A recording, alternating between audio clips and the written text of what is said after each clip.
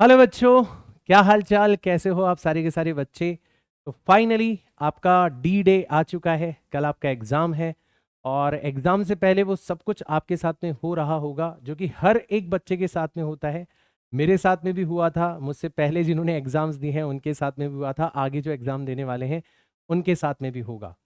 अगर आपने पूरे साल भर पूरी सिंसियरिटी के साथ में मेहनत करी है, आपने अपना सब कुछ दांव पर लगा रखा है, तो आपको थोड़ी सी नॉर्मल बच्चों की तुलना में ज़्यादा एंग्जाइटी फील हो रही होगी, जो कि परफेक्टली नेचुरल है। उसकी आपको बिल्कुल भी चिंता नहीं करनी है। मैं इस सेशन की शुरुआत सबसे पहले तो मेरी बेस्ट विशेस के साथ में करना चाहूँगा। हर एक बच्चे को मैं बेस्ट विशेस देना चाहूँगा अपनी तरफ से कि कल का एग्ज़ाम जो है वो बहुत अच्छा जाए। लेकिन यहाँ पर आपको एक प्रैक्टिकल चीज़ ये समझनी होगी कि किसी भी एग्जाम के अंदर या किसी भी काम के अंदर जो रिजल्ट है, जो सक्सेस है, वो इस बात के ऊपर डिपेंड करती है कि आपने कितनी मेहनत करी है। मतलब 90% योगदान जो होता है वो आपकी मेहनत का होता है। बट फिर भी कुछ फैक्टर्स ऐसे होते हैं, 10% फैक्टर्स ऐसे होते हैं अकॉर्डिंग टू मी, जो कि आपके कंट्रोल में नहीं होते, और इन्हीं फैक्टर्स को हम कहते हैं लक। तो एक टीचर की जो बेस्ट विशेज हैं वो इस 90% मेहनत वाले फैक्टर को कभी भी ओवरकम नहीं कर सकती। यानी कि अगर कोई बच्चा ऐसा है जिसने पूरे साल भर मेहनत नहीं करी और वो उम्मीद कर रहा है कि इन गुरुजी का आशीर्वाद मिलेगा तो हो सकता है कल का मेरा पेपर अच्छा चला जाए, तो ऐसा मिरेकल नहीं होने वाला।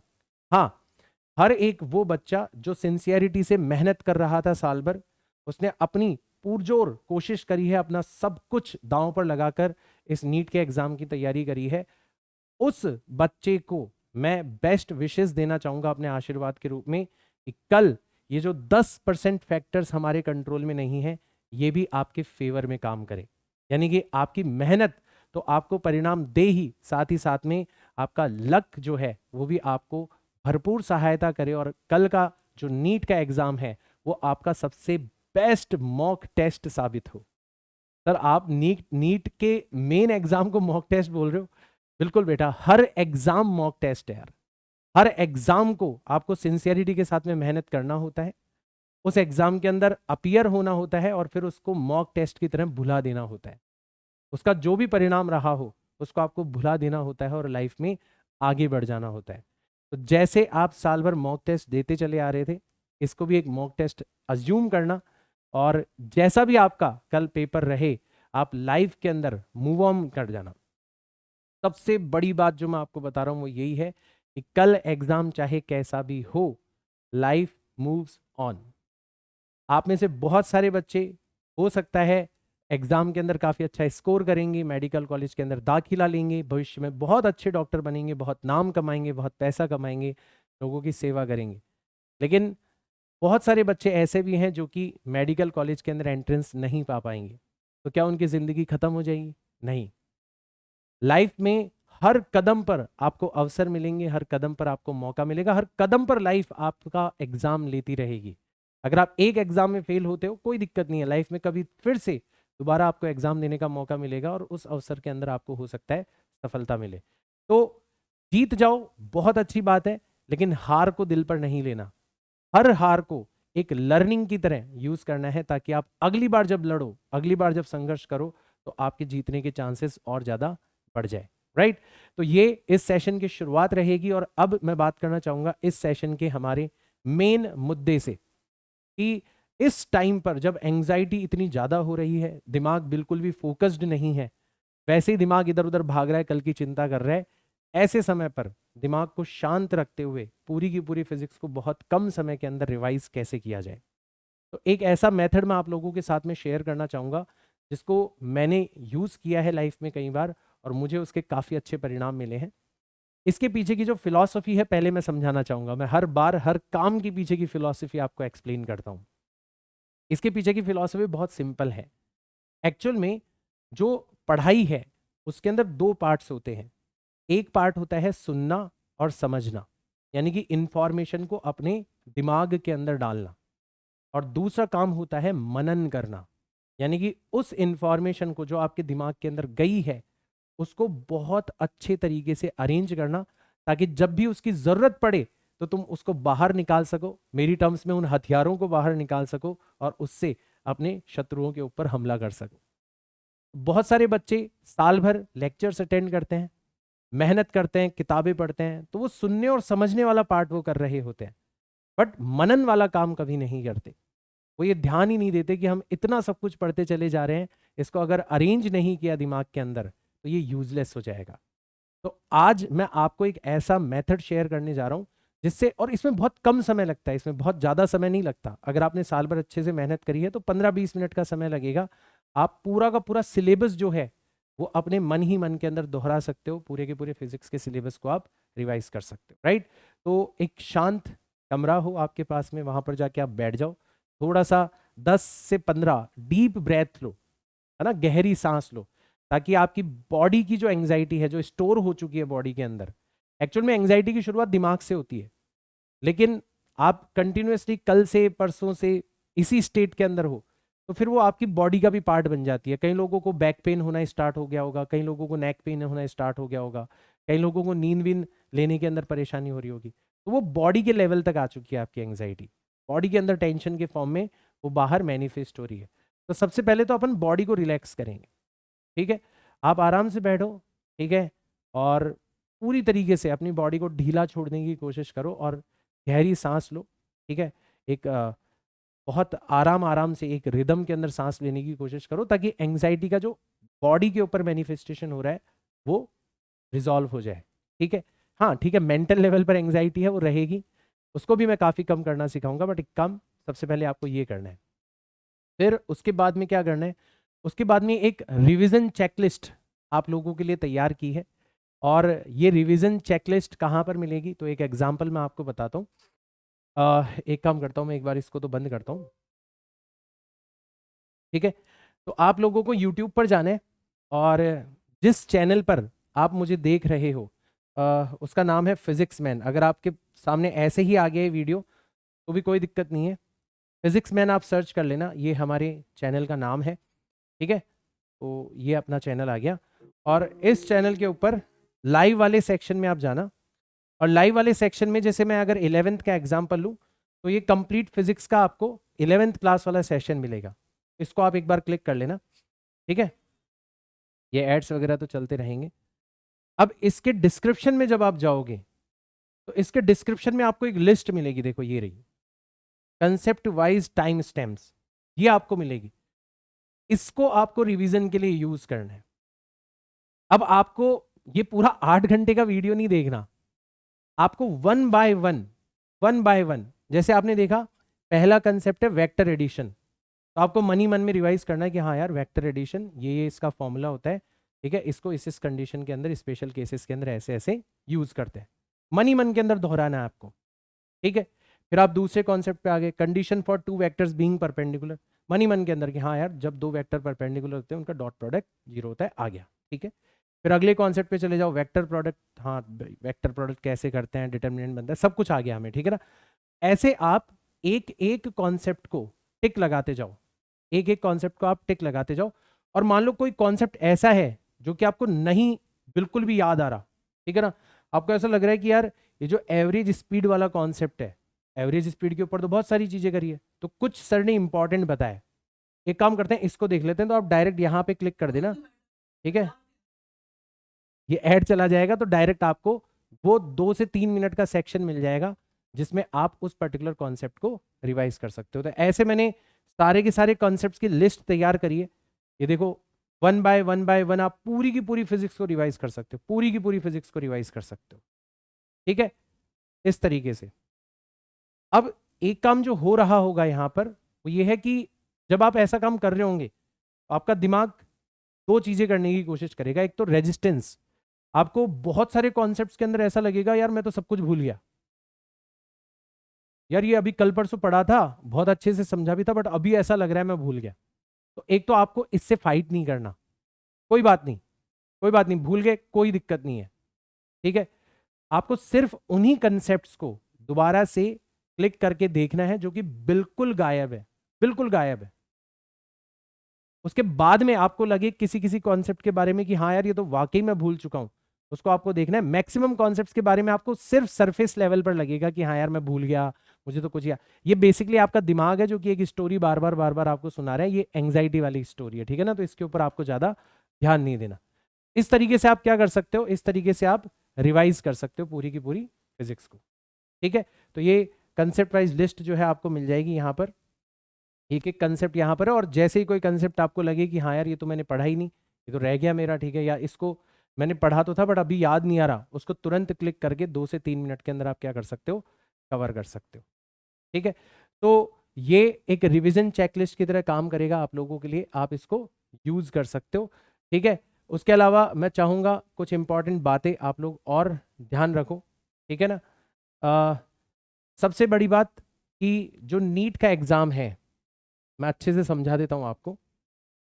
सबसे बड़ी बात, जो नीट का एग्जाम है या फॉर दैट मैटर कोई भी एग्जाम है, ठीक है, नीट का जो एग्जाम है,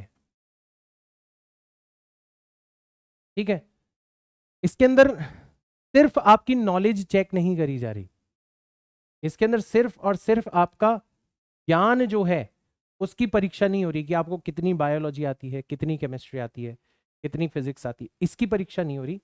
इसके साथ ही साथ आपके आत्मविश्वास की भी परीक्षा हो रही है, इसके साथ ही साथ आपके आत्मविश्वास की भी परीक्षा हो रही है, कॉन्फिडेंस की भी परीक्षा हो रही है। तो अब ये जो ज्ञान समेटने वाला काम है ये बंद कर देना चाहिए आपको। कोई चैप्टर नहीं पढ़ना, कुछ नहीं करना। मैं उन बच्चों से बात कर रहा हूं जिन्होंने साल भर अच्छे से मेहनत करी है, ठीक है। अब आपको सिर्फ और सिर्फ अपने आत्मविश्वास को बढ़ाने के ऊपर ध्यान देना है। और इस आत्मविश्वास को बढ़ाने का एक बहुत अच्छा तरीका होता है सेल्फ टॉक करना। बहुत सारे परफॉर्मर्स जो होते हैं वो जब स्टेज पर जाते हैं उससे पहले वो अपने आप से बातें करते हैं, मैं बहुत अच्छा करने वाला हूँ, मेरी परफॉर्मेंस बहुत अच्छी रहने वाली है, कम ऑन ये वो, इस तरीके से। तो आपको अगर वाकई अपने आत्मविश्वास के ऊपर काम करना है तो आपको सेल्फ टॉक करनी है। ऐसे बड़बड़ाने मत लग जाना वरना घर वाले समझेंगे कि पागल हो गया। बट सेल्फ टॉक मन ही मन के अंदर कि कल का एग्जाम मेरा बहुत अच्छा जाएगा, मैंने सच में बहुत अच्छे से मेहनत करी है, मुझे हर एक चीज़ याद आएगी, हर एक चीज़ को मैं बेटर तरीके से यूज़ कर पाऊंगा न्यूमेरिकल्स के अंदर, everything will be okay, right.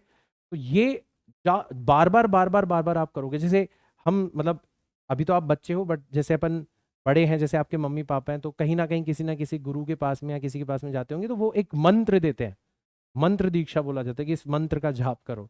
तो वैसे ही आप अपने आत्मविश्वास के लिए कि कल मैंने जो भी कुछ मेहनत करी है वो मेरी काम आने वाली है, सर ने आशीर्वाद दिया है कि जो लक फैक्टर है वो भी मेरे फेवर में रहने वाला है, और कल मैं अपना बेस्ट परफॉर्म करने वाला हूं या बेस्ट परफॉर्म करने वाली हूं। इसको बार बार अपने मन में दोहराओ ताकि आपका कॉन्फिडेंस जो है वो इंक्रीज हो, आपका सबकॉन्शियस माइंड जो है उस तक इस बात को पहुंचाने की कोशिश करो, क्योंकि वो ऑटोमेटिक मोड के अंदर काम करता है। जैसे आपके सामने पेपर आएगा वहां से रेस्पॉन्स निकल के आएगा, वहां तक अपने कॉन्फिडेंस को पहुंचा दो, तब आप देखोगे कि हाँ यार वाकई इसका बहुत बेनिफिट मिलेगा आपको, ठीक है। दूसरी चीज, दूसरी चीज आपको बहुत इंपॉर्टेंट चीज बता रहा हूं मैं, don't fight your your mind, ठीक है। आपके माइंड से फाइट मत करो, क्योंकि एक बहुत स्ट्रेंज चीज बताता हूं मैं आपको कि आप जब आपके माइंड से फाइट कर रहे होते हो कि सर मेरे को तो बहुत एंग्जाइटी हो रही है, तो लोग एडवाइस देते थे नहीं नहीं यार एंग्जाइटी हो रही है तो एक काम कर, इसको इसके बारे में मत सोचे, ठीक है। तो मेरे को सर बहुत नेगेटिव इमोशंस आ रहे हैं, तो लोग आपको एडवाइस देते थे नहीं नहीं नहीं नहीं नेगेटिव इमोशंस को मतलब पॉजिटिव इमोशंस लेके आइए, है वो है सब कुछ है, ठीक है। कोशिश करो, कोशिश करो, लेकिन फाइट मत करो अपने दिमाग के साथ में, क्योंकि आपके दिमाग के साथ में आप गौर से देखोगे तो आपका दिमाग ही फाइट कर रहा है। आपका दिमाग जो है वही दो हिस्सों में डिवाइड हो गया, एक नेगेटिव इमोशंस और एक वो जो पॉजिटिव इमोशंस जनरेट करने की कोशिश कर रहा है। तो do not fight with your self, आप अपने दिमाग के साथ में फाइट मत करो, क्योंकि आपका जो दिमाग है वो इस टाइम पर शांत होना और रिलैक्स्ड होना ज़्यादा ज़रूरी है। अगर आप अपने माइंड के साथ में फाइट करोगे तो एजिटेशन होगा। ऐसा नहीं होता कि एक तालाब है, उसकी तलहटी जो है वो बिल्कुल साफ नजर आती है जब पानी शांत होता है। तो वैसा आपका दिमाग होना चाहिए। जैसे आप फाइट करने की कोशिश करोगे तो जैसे किसी ने एकदम से उस पानी के अंदर बहुत तेजी से कुछ इस तरीके का काम किया हो कि पूरी की पूरी जो नीचे की तलहटी की मिट्टी है वो पानी के अंदर फैल गई, और फिर पानी गंदा हो गया और आपको साफ साफ दिखना बंद हो गया। तो अपने माइंड की जो क्लैरिटी है उसको हासिल करो, बहुत ज़्यादा ज़रूरी है। सर कैसे करें? तो कैसे करें इसका कोई रास्ता नहीं है। बस इतना ध्यान रखें कि आपको अपने माइंड के साथ में फाइट नहीं करनी है, बिकॉज फाइट क्रिएट्स एजिटेशन। अगर वो नेगेटिव सोच रहा है तो सोच लेने दो, कोई दिक्कत नहीं है, सोच लेने दो, कोशिश करो। अगर कोशिश कामयाब होती है पॉजिटिव सोचने की, बहुत अच्छी बात है, नहीं होती छोड़ दो। फिर आधे घंटे बाद में कोशिश करो कि चलो यार अब अपन, बहुत हो गया नेगेटिविटी, अब अपन थोड़ा सा पॉजिटिव सोच के देखते हैं। Do not force your self, अपने दिमाग के साथ में फाइट ना करो, ठीक है ना। और इसी तरीके से, ठीक है, कल क्वेश्चंस के साथ में भी फाइट मत करना। क्वेश्चंस के साथ में भी आपको फाइट नहीं करनी।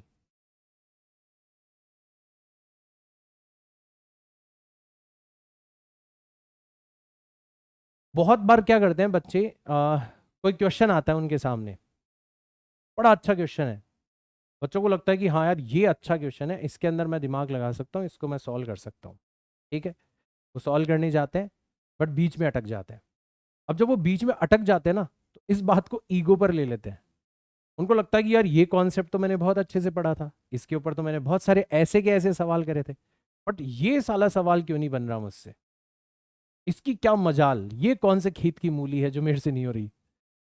और वो फिर भाई साहब उस सवाल के अंदर लगे रहते हैं, लगे रहते हैं, लगे रहते हैं, लगे रहते हैं। एक बार काटा, फिर दूसरी बार सॉल्व किया, दूसरी बार काटा, फिर तीसरी बार सॉल्व किया, और इस चक्रों में वो बहुत ज़्यादा टाइम भी वेस्ट कर देते हैं, हड़बड़ाहट हो जाती है, और साथ ही साथ में उनका वो क्वेश्चन जो है वो करेक्ट भी नहीं हो पाता। ऐसा आपको नहीं करना।